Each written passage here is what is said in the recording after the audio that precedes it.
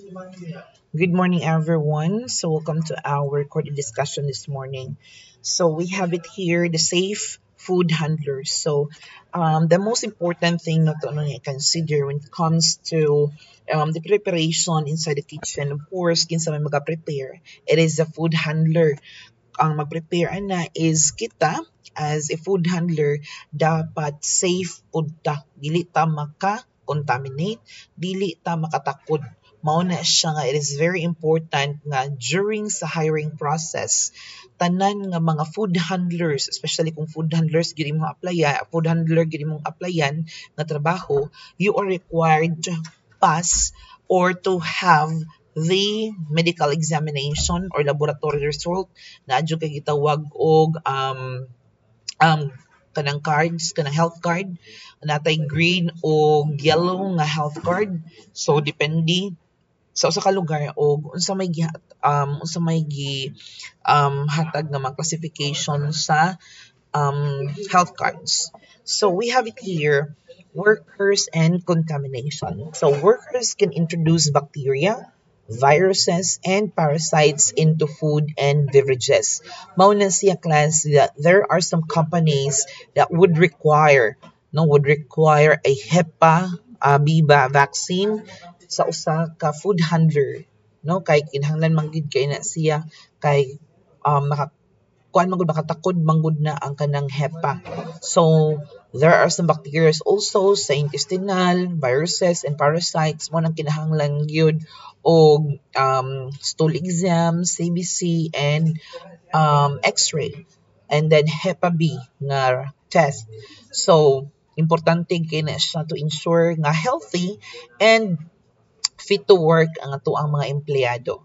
So workers contaminate food by working while sick, touching pimples or sores, touching hair, not wearing a band-aid and single-use gloves over sores and wounds, not washing hands properly. So kita nga mga food handlers, we can contaminate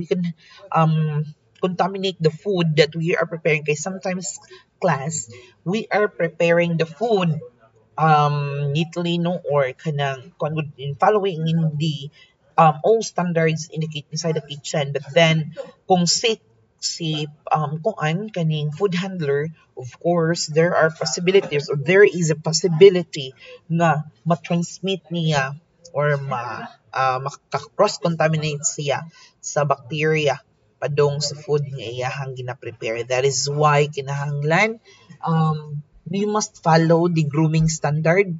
So, ato pong i-follow ang proper nga cleanliness and sanitation and also self-awareness when it comes to sa tong kagalingon nga limpyo ta, watay sakit nga mo duty. Labi na food handler gyud ta. Next is we have the activity logger, but then i-pass na nato yung activity. Now let's proceed to basics when it comes to hand washing. So hand washing, it is very important to eliminate bacteria and viruses or other contaminants sa ato ang kamot. There are steps in following or in performing the proper hand washing. So must be we have it here, the basic one, accessible hand washing sink. So it should be in a flowing continuous flowing water. So dapat flowing din siya. The reason why flowing siya para katong mga bacteria or viruses or contaminants nga ma-eliminate is ma-wash out gid siya. So you have here hand soap, liquid powder or bar, and does not have to be antibacterial, or it could be antibacterial ang inyong sayo, ang inyong soap. So we have here way to dry hands, disposable towels, continuous towel system or hand dry. So mao gyud to, no, atog yung kuskuso ng atong kamot before while nag hand wash ta. So rubbing kuan niya ikuskus ang mga kamot, dapat malukop gid ang tibuok kamot, no, nga masabunan and hand wash gid siya and rinse. So next is instant hand antiseptic. Not required, but you can, no? Means not required, hindi na siya required yun, pero pwede namang buhaton. Like, you can add some alcohol or others. So, kana siya. Next, proper hand washing. You need to have some soap, You can have you need to rinse, then soap, then imong isabon, then you rinse sa then dry. So always wash your hands. So after using the bathroom, wash your hands. After coughing, sneezing, smoking, or eating or drinking, after bussing a table, before putting on gloves, after handling animals, when switching between raw and ready to eat food to avoid cross contamination, after handling garbage or trash, after handling dirty equipment or utensils during food preparation. The reason why that we need to do the hand washing every time nga perform tag lahing activity to avoid cross contamination para walay mo pilit nga mga contaminants sa or bacteria or viruses sa ato ang mga kamot to ensure that the food that we are preparing is totally free from bacteria and viruses. Next is instant antiseptics. No? Only hand antiseptics approved by FDA can be used. Workers must wash their hands before the antiseptic is applied. Hands antiseptic cannot replace hand washing. So, mga antibacterial. Next, we have with your fingernails. The reason why nga mugbog itong fingernails para walay magtago diha ang mga bacteria, para walay magtago diha ang mga contaminants, para iwas ta sa food poisoning or foodborne illnesses. No, di ta maka-transmit, di ta maka-cross-contaminate sa ato ang pagkaon nga gina-prepare. So fingernails, real or artificial, and nail polish can be physical hazard. Keep nails trimmed and field, then workers cannot okay, saan ta direct keep nails trimmed and filed no kanang means ipamubaan siya gi kuan siya bagi-ibanan murag gilihaan niya kabantay mo anang i-fine siya sa kuan sa kanang murag liha kasi tawag ani niya sa kanalain pang Bisaya ang term na dialect, nail filing. Okay, kanina na siya. So workers cannot wear fingernails polish or artificial fingernails unless they were single-use gloves. If na gloves na ginamit, ginagamit, pwede ra siya with fingernails. Next, we have cover their cuts, wounds, and sores. Avoid nga magkatag-katag or muto ang ihang secretion. Those secretions might contaminate sa inyong pagkaon na gina-prepare. So, it can be a source of bacteria or restrict workers from preparing food in a store contains pus or is infected. So, kinahanglan gyud nga ang inyong mga source or mga samad-samad, kinahanglan gyud makaver. Kung kaso magay for in a case nga makakuan siya, na siya mga secretion, so di na lang gyud pa-performon ang imuhang worker. Kay to avoid cross-contamination, what if nanay sakit or nanay kagaw bacteria, so pwede siyang makatakod. So cover affected area with bandage, finger coat, or single use of gloves. Single use of gloves. So actually there are two types of gloves no kung sa medical field tata maghisgot. So natay sterile and non-sterile and the regular plastic gloves. So when it comes to regards to the gloves ng plastic gloves, you have it there kanang mag-ilis gid ta. So kanang kitchen or food gloves pani siya plastic man siya mo ni siyang ginagamit nato. So use non-latex gloves because latex gloves might cause allergic reaction in some workers. So mo na siya nga na alternative kaning plastic gloves or food gloves. So change glove every time when they tear, every time before beginning a new task, every 4 hours when doing the same task, or after handling raw meat, fish, or poultry. So workers clothing. So we've mentioned that in the kitchen we have a different grooming standard, a different requirement no dati lahi nga standards when it comes to the kitchen among the other departments. It is because kitchen is crucial in food preparation. That is why we must follow the exact grooming standard inside the kitchen. So we have it in the kitchen. One of the most requirement is kinahanglan gyud nga atay complete nga chef uniform while we are preparing food, and then no accessories or jewelries to avoid physical hazard, and make sure every chemicals must be put away or wala sa sulod sa kitchen, or it could be taguan pag maayo. So clothing can be source of contaminants to all food workers. So must wear clean hat or hair restraint and clean chef uniform or clean clothing.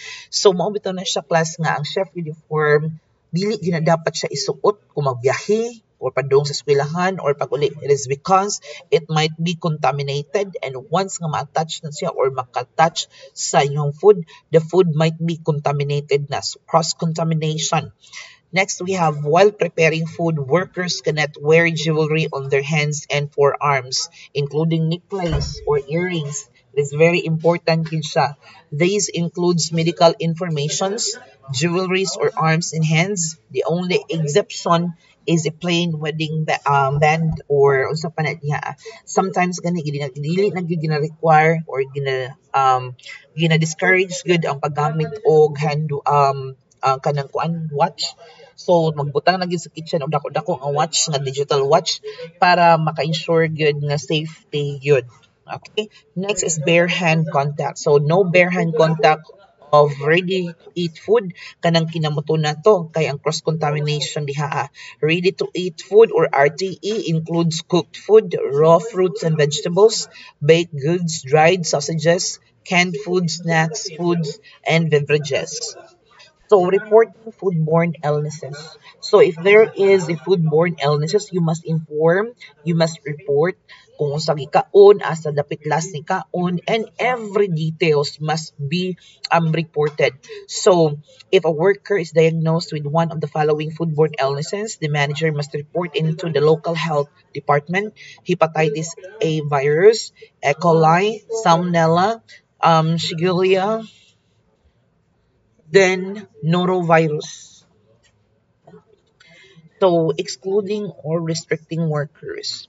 So when it's the time nga atong i-restrict or dili sa i-appeal, di sa patrabahoon or di pa dutihon ang atong ang mga workers. So excluding workers, a worker is not allowed in the establishment except for those areas open to general public na ay mga workers nga, for example, okay, ang workers nga sa marketing, ang workers sa kanang kuan, front of the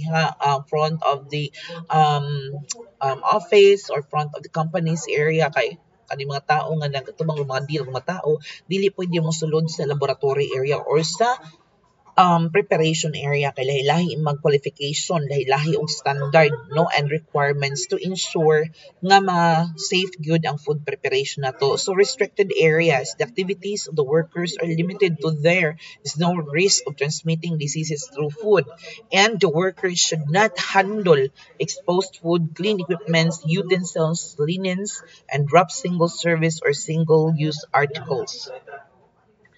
So we have it here when to exclude a worker. Workers serving the general population have one or more of the following symptoms: vomiting, diarrhea, okay, then jaundice. Kanang jaundice means nagilo, pwede nang siya nga reason for hepatitis. Kay once nga magilo ang tao, mo na siya usahay nga signs or symptoms for hepatitis. So mauna siya nga ato ag yung bantayan. So it has been diagnosed with Salmonella typhus, then Shiga toxins, product E. coli, hepatitis virus, or norovirus. So workers serving highly susceptible populations have a sore throat with fever. Then when to restrict a worker? So workers serving the general population who have a sore throat with fever can be restricted. Kay basin yung makatakod na siya, no, bisang pagamas na siya. So, a restricted food worker can handle packaged food, wrap, single service or single use articles, or soiled food equipment or utensils. Assign, give new assignment, give other assignment for that specific worker. Next, other policies. During food preparation or serving, never smoke, chew gum, or eat food. There should be follow you must follow the proper standards once you are inside the kitchen.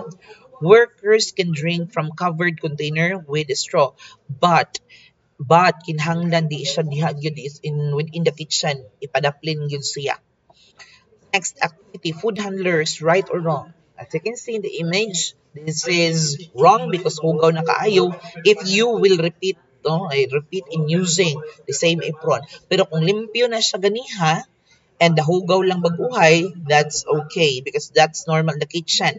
But then, we must ensure kung hugaw na kung kaayo ang apron, you must change your apron, no, for hygienic purposes.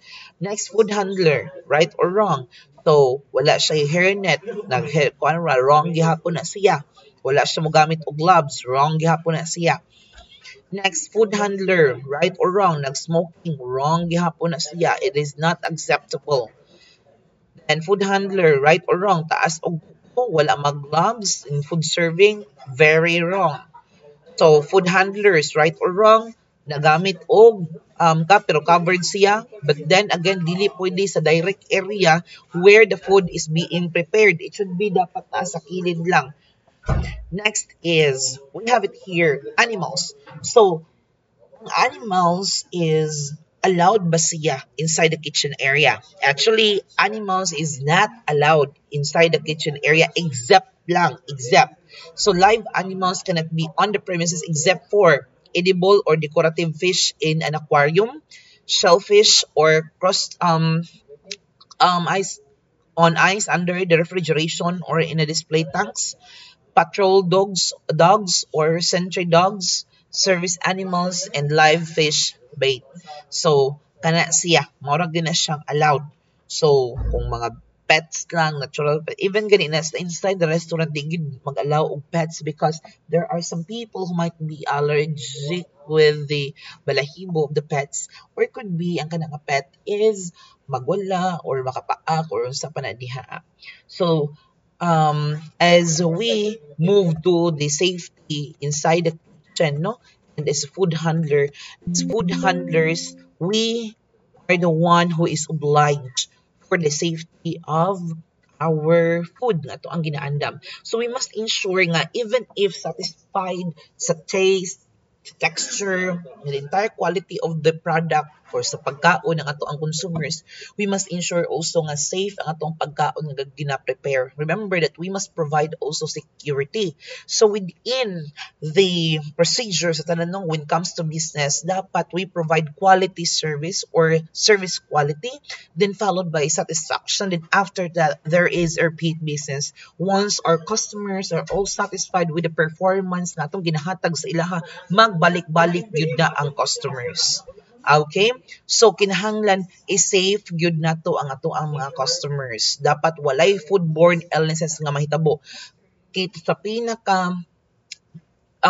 kung ano pinakalisod nga part sa usa ka food handler or especially in the kitchen area is pag-ensure gyud nga kinahanglan lami ug safety ang ato ang pagkaon para ang ato ang customers safety sad ug masatisfy. Okay? So, good morning everyone. So, have a great day and good morning. Enjoy the rest of your day.